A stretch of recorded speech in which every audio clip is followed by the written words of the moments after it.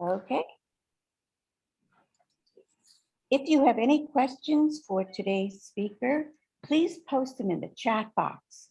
Our speaker will be able to address them at the end of her presentation.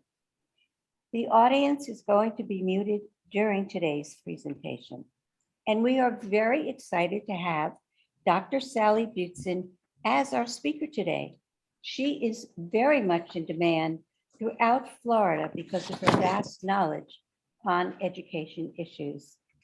Sally Butzin is a retired educator currently serving as president of the League of Women Voters of Tallahassee, as well as serving on the Education Issues Task Force for the League of Women Voters of Florida. Dr. Butzin is a founding president and executive director of the Institute for School Innovation in Tallahassee.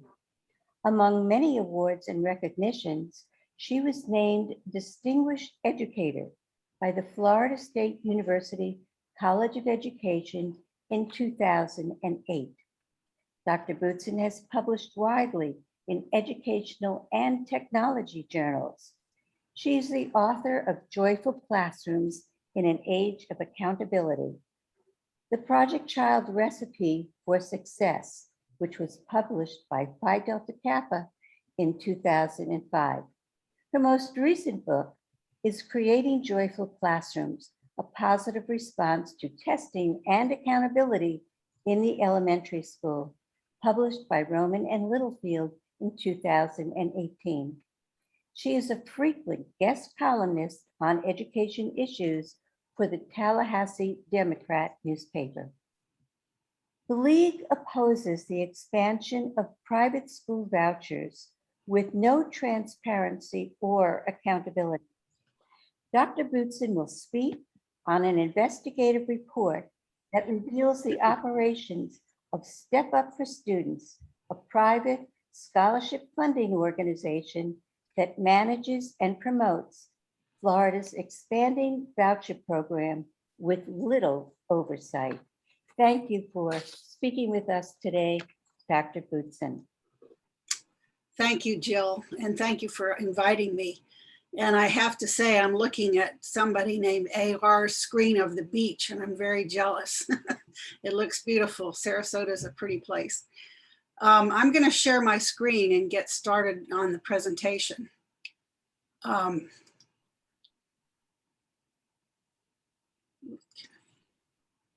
Okay. So what I'm going to talk to you about today is what we're calling a preliminary investigative report.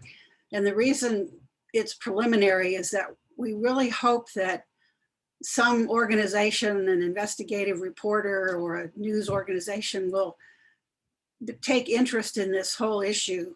We are a group of volunteers that took this project on during the last legislative session last spring. And this was my team of mostly retired educators. We had several of our Tallahassee members, and then Sue Legg from Gainesville. Some of you know she's been involved in the league education for quite a long time. But we took this on as a project to look into what we were getting more and more concerned about, which is the expansion of Florida's voucher program. So let's talk about what we have here in Florida. That there are 5 scholarship programs, and I put that in quotes because they very cleverly changed the terminology from voucher to scholarship, which sounds much more prestigious and attractive, that somehow your child is earning a scholarship. So they call it a scholarship program, and if I accidentally continue their lingo, forgive me, but what we're talking about is vouchers. The value of these, when we did our report, was $7,000 to $10,000, and I believe this year they're going up even higher. There are 5 programs. The first one, the oldest one, is the Family Empowerment Scholarship, so they call it. And this was designed for students attending a low-performing public school to be able to get a voucher to go and move to a private school. The Gardner Scholarship came along, and this is designed for students with special needs. Then came the Florida Tax Credit Scholarship, and this is, again, designed originally for low-income students to be able to attend private schools. And then there's the Hope Scholarship, and this one is more recent. This started 2 or 3 years ago, which is for students who have been bullied, and they can move then to a school where they feel they won't be bullied. And this is the one too that's had some recent notice, because this is the one you can now also get a Hope Scholarship if you feel like you don't want to wear a mask. If you're at a school district that requires you to wear a mask during COVID and you think that's just so terrible, you can get a voucher to move your child to a school that doesn't require masks. And then there's also a reading scholarship, so students with low reading scores can qualify for one of these vouchers. Now, what they've done this year is to greatly expand this program, and this is what is really troubling to the league. We've always been opposed to this whole idea of taking public money for private education, especially much of it being religious education. But they've even done more this year to do more harm. So last legislative session, as I say, and the governor signed this. So this school year starts this new version of the voucher program. So what they did was take those 5 scholarship programs and combine them into 2. So now we have the Family Empowerment Scholarship. And this is very troubling because now they're taking money directly from the FEFP, which is the general revenue funding for our regular district schools. And they are putting money into what they're calling educational savings accounts. And we'll talk more about these later. But this one is brand new, where for the first time now they're using general revenue funds, and each district is getting gouged with having to put money they would get and make it go over to these family empowerment scholarships. Then there's the tax credit scholarships, and that's the one that is the one where they fund it through so-called donations, which are really a diversion where the corporate tax is being diverted to a private organization that we're going to talk about today. And this can be used for tuition for private schools and transportation. So there's even more reasons that you can qualify to get one of these vouchers. The other thing they did this year, which is really astounding, is they raised the poverty level. So now a family earning $100,000 qualifies. So as I said, what started out as a mechanism to help low-income families is now reaching up. And each year, this will increase annually. So you know, 2 or 3 or 4 or 10 years from now, quite well-to-do families will be qualified to get public money to go to a private school. Now, once in, always in. So let's say you have a kindergarten student and you apply for one of these voucher scholarships, and you qualify at the income level this year. Well, even if your income increases, and even if you win the lottery or whatever, you are in for the rest of the 12 years your child is in school. So you can pay for a private education no matter how much your income increases. They also have taken where they used to be, where you had to attend a public school if you wanted to transfer and get a voucher to go to a private school. But this is really troubling because what's happening now is we've done some of our folks, Sue Legg in particular, looked into what's going on in Alachua County. So this year, students who are already in a private school and whose parents are able to pay the tuition are now able to get public subsidies to subsidize that private education. So anybody now qualifies, even homeschoolers or children already in a private school can apply for one of these vouchers. They've also greatly expanded what qualifies as a disability. So just about anything you can claim practically hangnails or a disability or whatever.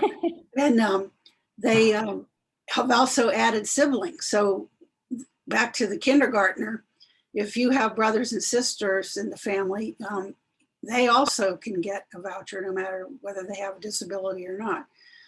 They've also added dependents of armed services members. So again, they keep adding more and more and more qualifications so that almost everybody can apply for one of these vouchers if they choose. Now, ESA, let's keep that. This is a term called Educational Savings Account.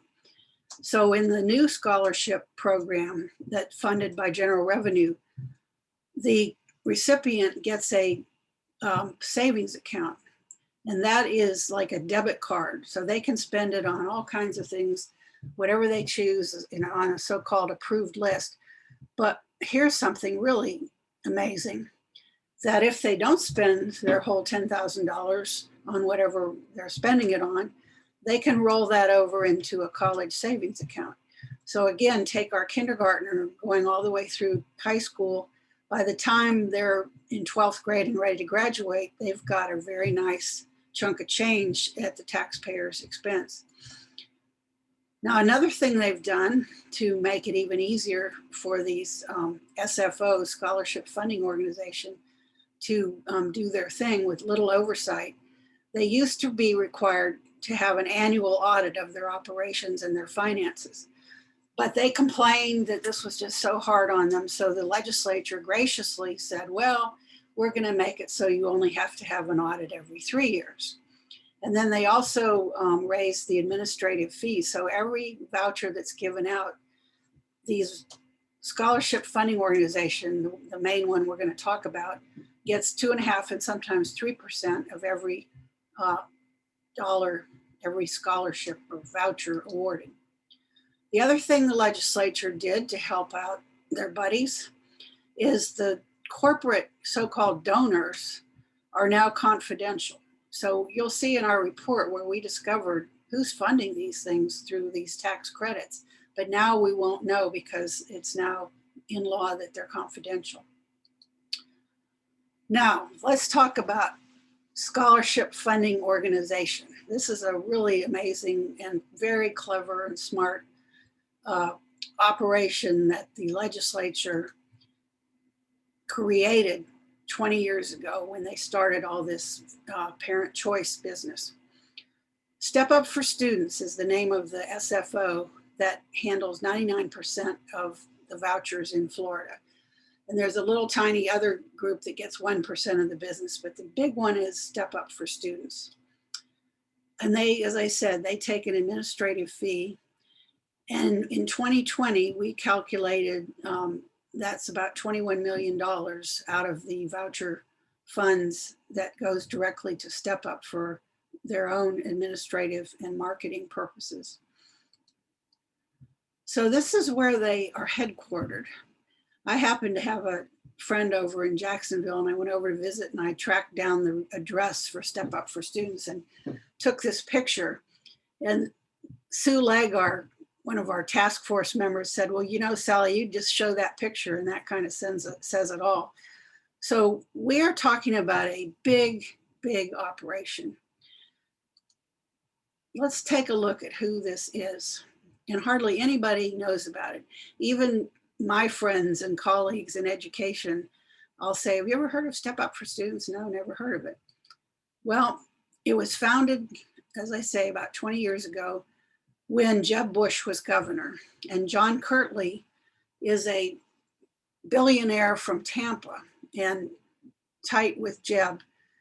And so he had a scholarship funding organization that gave money to low-income students to go to private schools. So they kind of merged that with this new scholarship funding organization.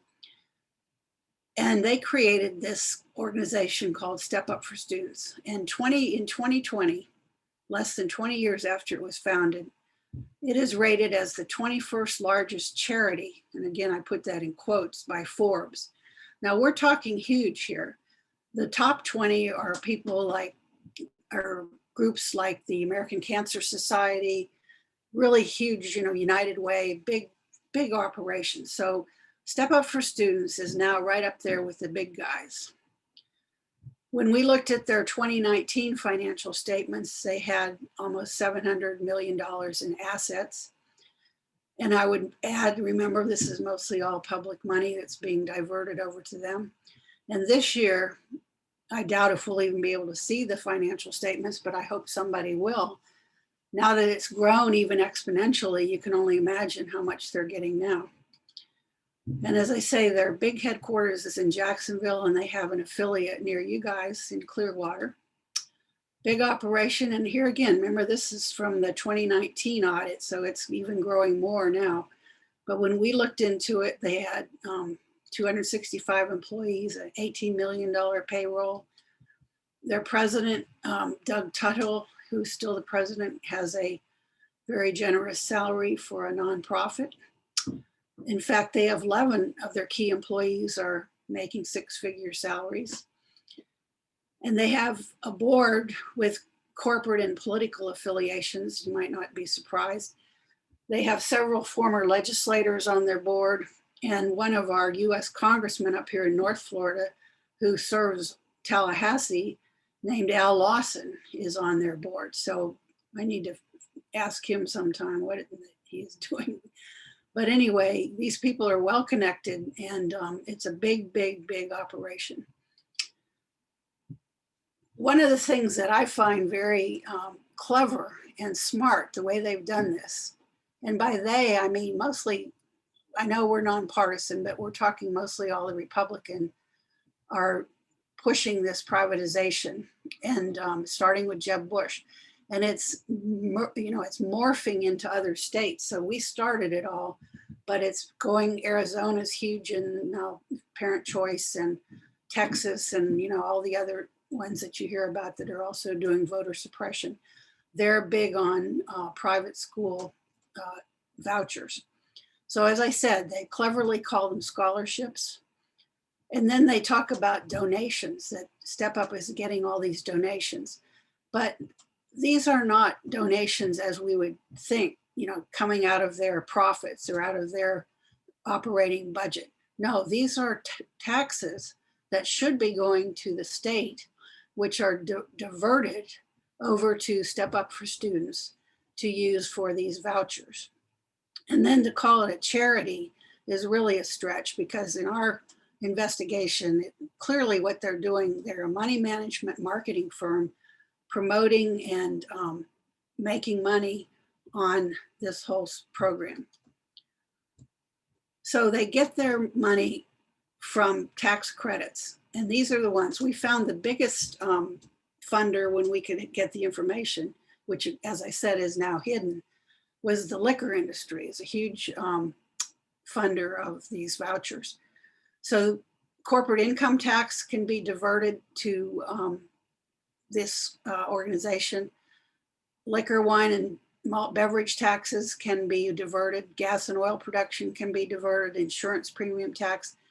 And the last one is one you all need to be watching out for, because this is where consumers are directly funding these vouchers unknowingly, usually, because when you purchase a vehicle now, you are signing a whole bunch of papers, and one of those is agreeing to allow the sales tax that should be going to the state to instead move over to Step Up for Students to use for the Hope scholarships for bullied students.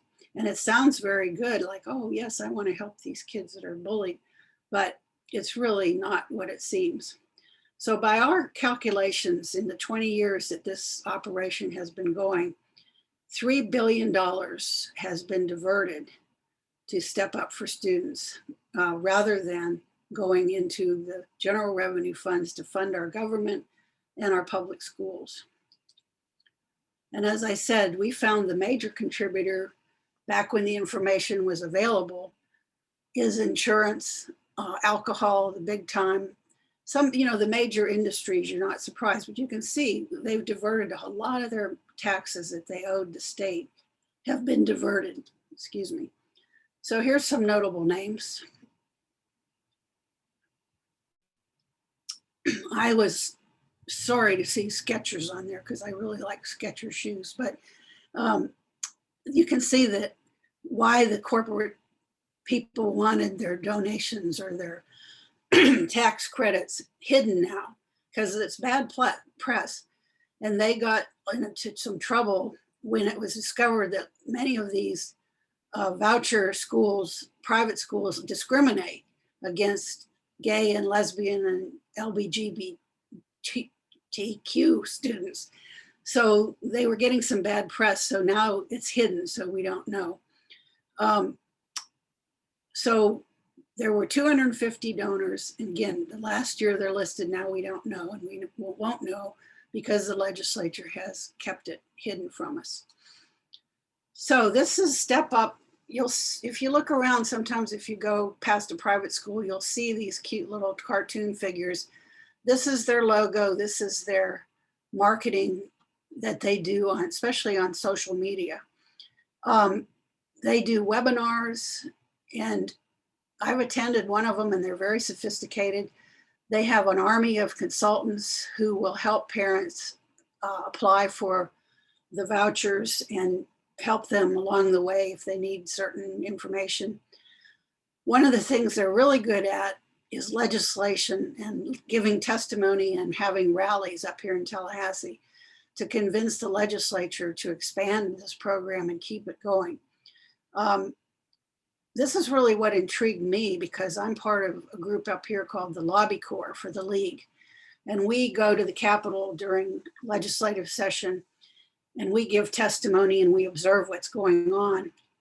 And it was always amazing. For years now, there have been these bus loads of little kids coming up from Miami and far away, coming to Tallahassee. They all have matching t-shirts.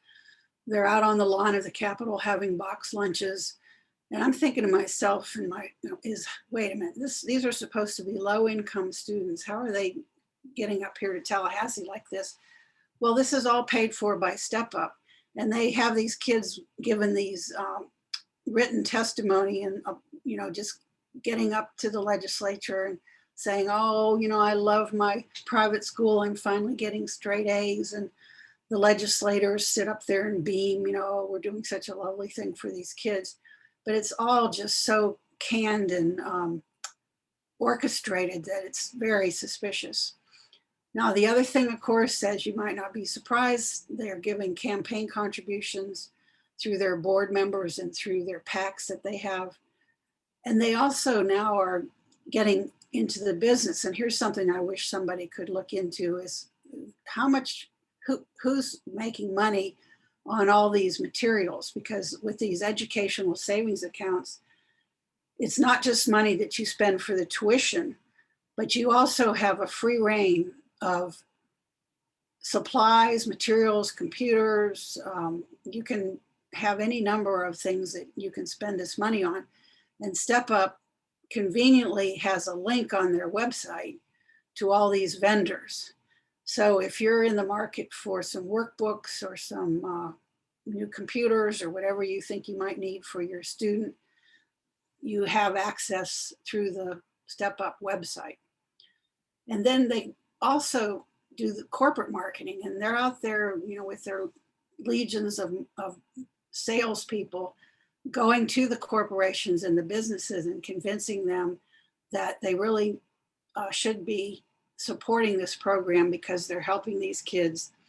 And we also, I'm not sure but I think the other advantage for them to give these so-called donations rather than paying the tax is that they probably also get another deduction on their federal tax, corporate tax, because they made a donation.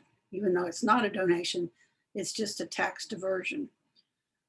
So it's a big operation, and I think calling it a charity is really a stretch.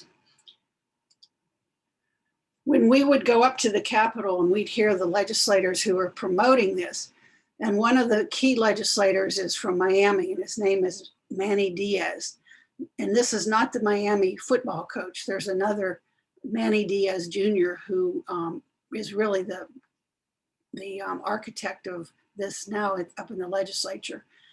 And whenever any of the opposing party would say, well, isn't there going to be potential for fraud with these new educational savings account? And he would always say, oh, no, we have guardrails built into all this legislation.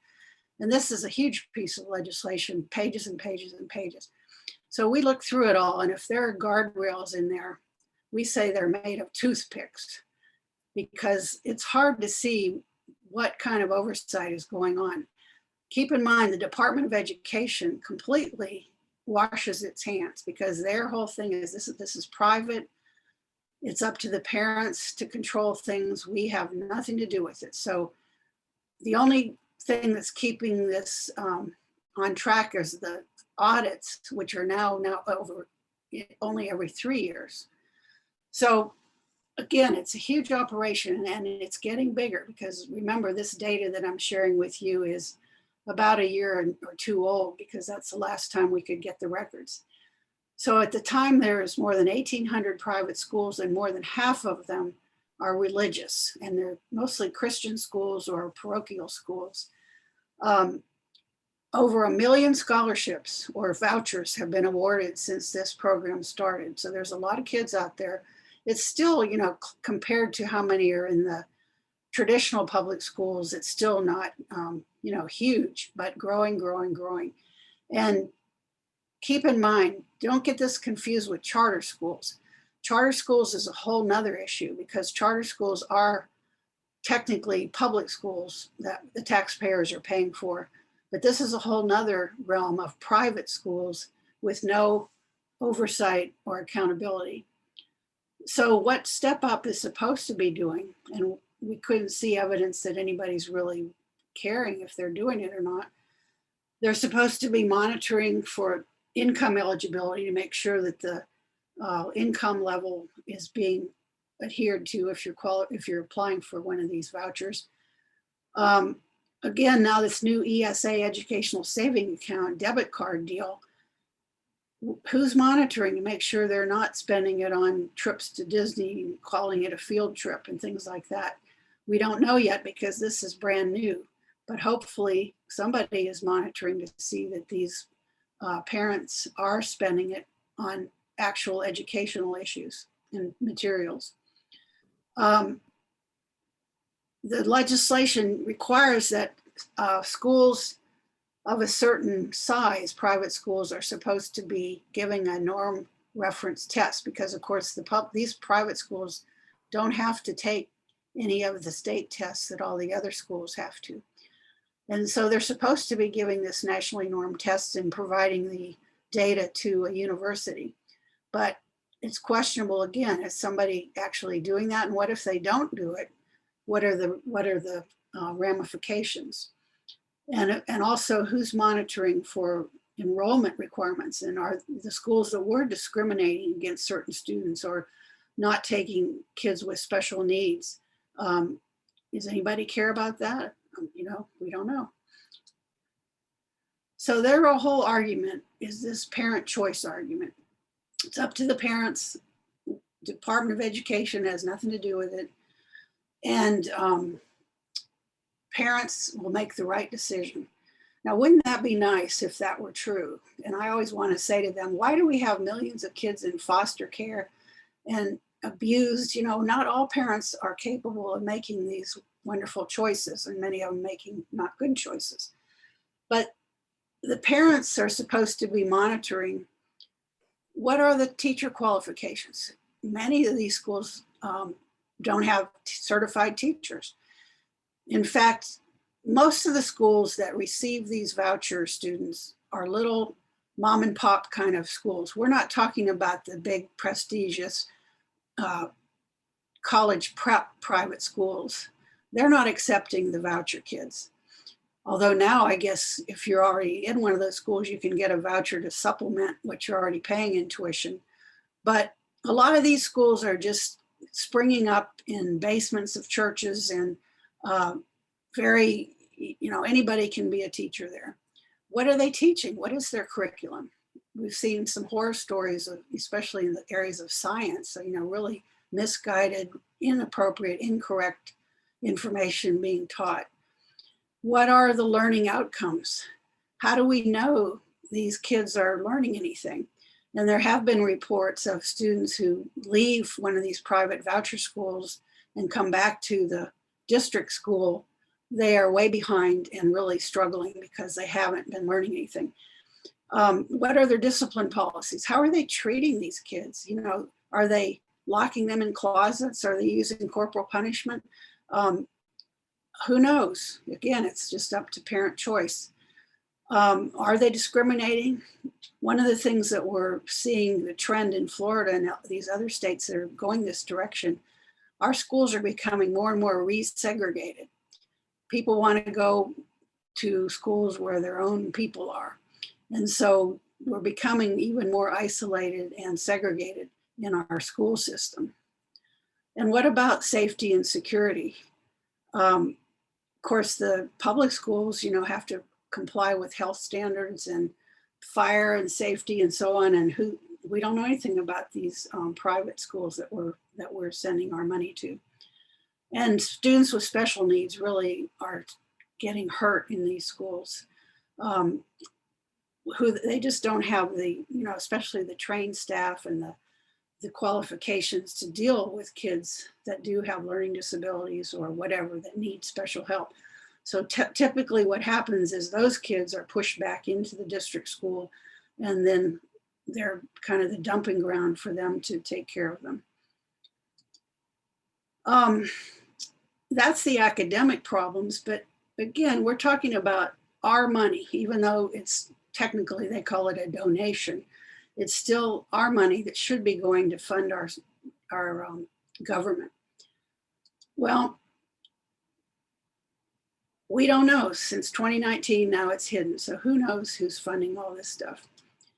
Our folk, we had a couple of our team members that were really good at looking into the finances, and they found many records of exempt employees and remote employees. And what, you know, there was questioning, what are they doing? How do you know if this isn't being abused? You know, again, somebody's cousin's uncle that's, you know, just getting a nice paycheck for working from home. How are they careful about sensitive student personal information, or is this going out to some businesses to use for marketing? We don't know. The schools that are receiving more than $250,000 are supposed to also do a financial audit. But our finding was that there were many cases where that had not been done. So what is the, what happens then? Is anybody, you know, holding them to account? Apparently not, as far as we could tell. We also question the fact that all this money they're raking in, they're making lots of interest on this money. And technically, a 501c3 nonprofit is supposed to use any interest on their program. In other words, they should be using that to give more vouchers out. But we couldn't see if that was really happening, or are they just pocketing this interest and using it for their salaries and whatnot. And as I said, the Department of Education, one of our folks saw, you know, what happens, and they're like, well, that's, you know, it's not our problem. These are private schools, and we don't have anything to do with it. So, follow the money. And let me just say, while I'm on the subject of follow the money, the new expanded voucher program that I said for the first time this year, one of those new voucher programs is being funded from general revenue. And somebody from the Villages, I did a presentation there, she just sent me over the weekend a letter that came out from the Department of Education to all the district schools, telling them how much this year was going to be withheld for funding this new ESA, Educational Savings Account deal.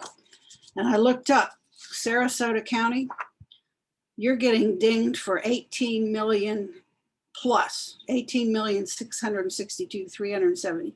So your district is losing over $18.5 million, which is being set aside now for scholarships or vouchers. So if that doesn't get you ticked off, I don't know what will.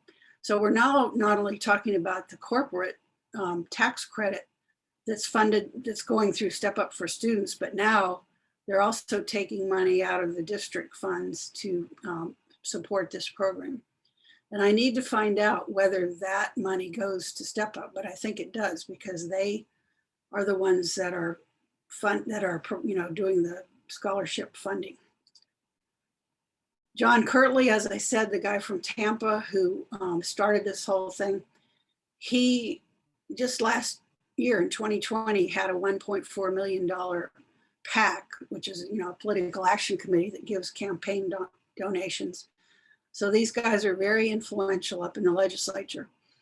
Some of the board members, there's another Step Up subsidiary in Alabama. So as I said, what we're starting here in Florida is leaking into other states, and they're having the same issues that we are.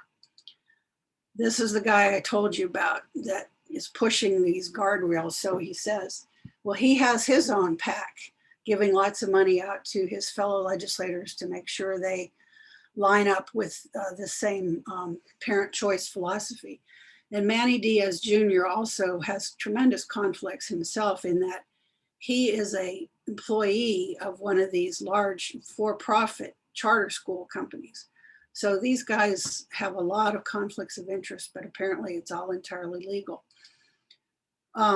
This was a quote we got, and Step Up has responded to our report, by the way, and said, oh, this is old news, No, it may be, but this quote where they brag about how they are funding campaigns. And then they're also really proud that they're pushing this whole idea of cottage industry. So if you want to start a little company to sell some kind of educational software that you promise these parents, if you buy this software, it will raise your kids' IQ or whatever they promise. People have opportunities now to make money, and also to have a direct link from Step Up's website. And again, as far as we know, there's no quality control to say if all these so-called educational products actually work or actually do anything useful for kids. So I'm just about finished here, and then we'll take time for comments and questions. But what we are concerned about at the League of Women Voters, and everybody I think that cares about democracy should be concerned about, is that we have basically created two parallel school systems using public funds, and one regulated. And of course, we know with all the testing and the school grades and the teacher, embarrassing teachers about test scores. One is so overregulated it isn't even funny. And then this other one, completely unregulated, except by this private organization that's supposedly providing oversight. We're resegregating and discriminating in this new system. And the big thing up to now has been how they've been able to skirt the constitutional requirement of separation of church and state, because they had this so-called charity managing these tax diversions. They could say, well, no, we're not using taxpayer money. These are all donations. And in fact, it was brought to the Florida Education Association brought a suit that was finally thrown out by the Florida Supreme Court in 2017 because they lacked taxpayer standing. However, with this brand new taking the money from the district coffers, that to me is directly a constitutional issue. And I hope somebody is bringing a lawsuit, and the league probably should, but the league's also busy bringing a lawsuit on the voter suppression bill. So I don't know what's going to happen, but I just think this one is just right in your face, unconstitutional. The end game, where are we going with this? Well, if you sat in on my Lunch and Learn, this man is known as the father of public education back in the 1830s. Horace Mann. So if you knew that, good for you. But Horace Mann, as America was becoming more industrialized, realized that the system that we had of a hodgepodge of little home schools or church schools or parochial schools or private schools for the rich people, this was not going to work in a country that was becoming more sophisticated and more industrialized and needed a better system. So he proposed creating a public system. And this was 6 principles. The public should no longer remain ignorant. So we had, back then, there were a few really educated people, but most people really had no idea. I would maintain that we're kind of looking to go back to that system. And is that what we want? I mean, look at all the ignorance now as far as science and the COVID stuff. We cannot have this ignorant population in an information age where you need to be smarter than ever, not going back to being unaware and ignorant. He, of course, said it should be controlled, sustained, and paid for by an interested public, because there again, the schools that were largely paid for by parents or by the Catholic Church, of course, established a huge array of parochial schools. But he believed, that we should have everybody in our schools. A variety of backgrounds. We needed to embrace our melting pot and bring all of our children together and everybody learning the same curriculum and the same research-based standards. Non-sectarian, again, if the public was paying for it, you shouldn't be paying for some other person's religion that you may or may not believe in yourself. It should be taught using the tenets of a free society, and that means equality and the basic principles of our democracy. And finally, we needed to have well-trained professional teachers. So when you look at what he was proposing and what our country was built on, we are, it seems to me, moving back to this system of a little bit of this, a little bit of that. And one of the legislators that I heard him say this, his goal was that he would like to see every parent have a voucher, that we would have a totally parent-driven education system, that everybody would get money and they could do with it whatever they want, whatever they thought best for their child. Well, if that's where we're headed, I'm pretty scared. So that's the end of my presentation.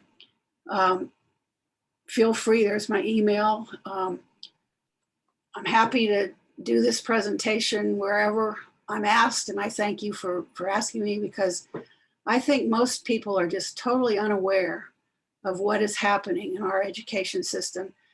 And as they used to tell us, these people are going to be taking care of you when you're in the nursing homes. So you better have people that know what they're doing. And I'm going to stop sharing and open it up now. Jill, you can take over and see if there are questions. So there you go. Thank you. Well, thank you so much, Sally. Your study is so comprehensive and provides so much information, but it also raises so many questions. And we do have some here. So I'm going to be asking these questions that different participants have asked. The first one comes from Barbara Ryder, who wants to know, how can this organization be a legal charity? I assume you mean a 503C in federal tax law. How can a tax credit awarded by the legislature be a donation? Is all this possible because the Florida statute deems it so? Well, yes, they are a 501c3, which means they are a nonprofit, quote, charity. And the way they do it, I mean, it's in the law, was written so that you have a choice. The corporations or the sales tax, these ones that I that are eligible, it's their choice whether to pay their taxes or give a quote donation to Step Up for Students. So technically, the state is stayed out of it. They've just given them permission to divert their taxes. And there is a ceiling on it, by the way. I mean, they can't divert all of their taxes, but it's a fairly generous ceiling.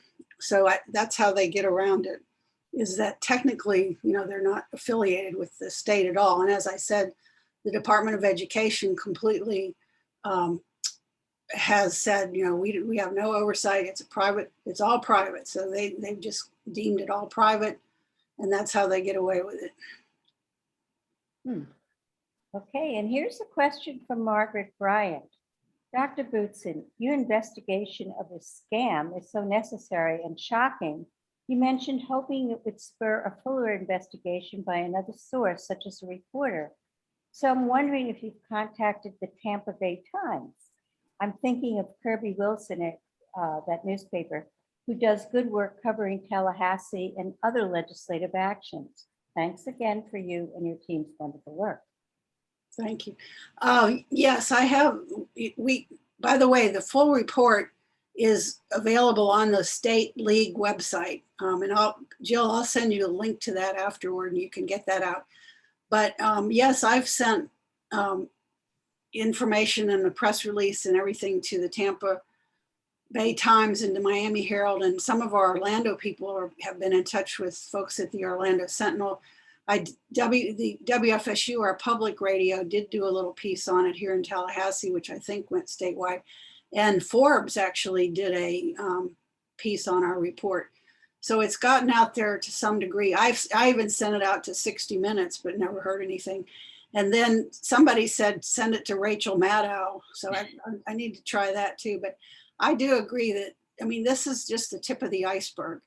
And it's just, and especially, like I said, this year, Sarasota is going to lose over $18.5 million. That is in addition to what is being diverted from the corporate taxes.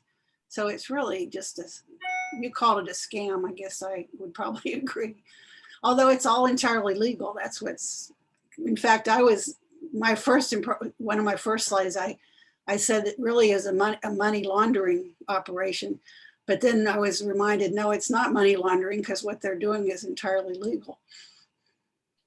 So here's another question. Are homeschoolers affected by this? Are they eligible for these vouchers as well? Yes, the new program, the new educational savings account, homeschoolers are eligible. So it's now a real boon to homeschool people. And there again, you could start a little school in your home, bring in some of the neighbor kids, and each one of them is eligible. Again, if you meet the income level, but now it's $100,000, you can qualify for a homeschool ESA, educational savings account. And there again, there's absolutely no accountability. So, right. Yeah. Okay, we may have some other questions. Let's see. So Barbara Ryder had said, but the tax law defining charity is federal, not state. Isn't that right? Yes, that's the federal tax law. But when you're a 501c3, you also are eligible, like you don't have to pay sales tax in Florida, the Florida sales tax. So it is a federal designation. So a 501c3 doesn't have to pay any federal taxes, but and they can also get qualified to avoid sales tax in the state as well. But it's all intermingled, and the fact that the legislature has carved out this exception, and it's in the law and it's been challenged. It went to the Supreme Court, and nothing has happened. It's all legal because the legislature made it so. So but does the IRS have some jurisdiction here at all or not? Well, they would have jurisdiction if if they're not following federal guidelines. Like one thing that I mentioned if it was determined that they were using the money they're earning on interest inappropriately, the IRS could come in on them for that. Or, if they were paying excessive salaries, there's a certain range that you're allowed to follow. But again, those are pretty generous if you're a really big organization like they are. So they're pretty well protected. They're smart people. They've protected themselves pretty well. So I have a question. Supposing I went out to buy a new car and I signed that I wanted my money to go to step up my taxes that I had to pay on the car, the state taxes. If I signed up and said this should go to step up for students, would I be able to declare that as a donation? That's a good question. I don't think so, because you're not donating it from your money. You're just diverting tax, what you were supposed to pay in sales tax to the state. You're just giving permission to move that over to step up. So I don't think that would qualify, because it's not your money. It's money that you owed the state that they're allowing to be diverted. So that's not the same as a business that owes money to the state, but instead gives it to step up. Well, it's a sales tax, like if you're a business and you collect sales tax, you owe that to the state. But in this case, they've carved out an exception so that you have a choice. If the consumer has a choice, can say, oh yeah, I'll sign this paper and I approve of diverting this sales tax over to step up. And in fact, one of our local league members said she was signing, she just bought a new car and she knew about this, so she didn't sign that paper. Well, the manager came in to berate her and said, don't you know this is a scholarship that goes to kids who are bullied? And she said, yes, but I don't approve of it going to religious schools. So he shut up. But most people sign it without even knowing what it is, but even people that dare to question it sometimes are questioned themselves. That's interesting. Okay. So some of the leagues have said, what could we do? One interesting idea would be to make your local car dealers aware of, this whole thing, because maybe some of them probably don't even know what's really going on. It's just something that sounds good. Oh yeah, that's great. Let's help these kids. So they're kind of caught in the innocence of it as well. So here's another question. This is from Margaret Bryan. She wants to know, what is the source of the breakdown on how much SRQ public schools will lose to the vouchers? Well, here's the source. This was a memo that just went out from the Department of Education, dated September 17th. So this is just new stuff. So your district probably is just getting it now. And it's a county by county listing of how much is going to be withheld based on their estimate of the annualized scholarship awards. So this is brand new stuff. Terrible. Well, it certainly seems like there are, like I said, so many questions that this raises. Is your group going to be looking any further at any particular piece of this? Well, we feel like we've kind of gone as far as we can go, because especially now that they've made donors hidden, and what the questions that we had really need somebody that has the ability to pay to get public records requests. And I mean, it's really, there's a lot of work to be done, and we're just a bunch of volunteer, we went as far as we can go, but we don't have any plans at this point, except to bring it up if the legislature monkeys around with this again this year and even expands it further. But frankly, I feel like this new law, they have protected themselves, and they've made it's going to grow every year because it's written into the law. So they don't even have to expand it, because it's going to expand itself. And it's now gotten to the point where it's almost beyond, how are you going to pull this back? the 21st largest, quote, charity. This is a huge operation with lots of deep pockets.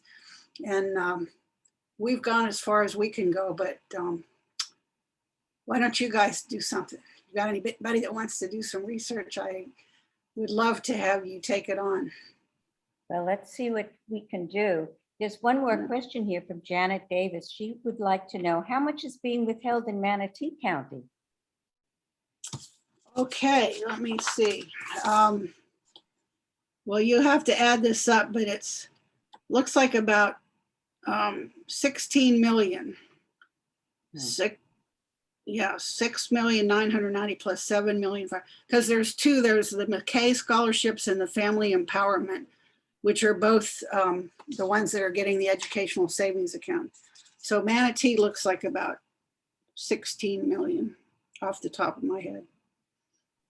Thank you. A lot of money. Janet has also commented, and I think probably everyone on this webinar would agree, we have to vote in new people into the government. Well, we are out of time, and we do want to thank you so much, Sally, Dr. Butzin, for your presentation today. So informative, and we'll see what we can do in Sarasota to investigate this a little bit more.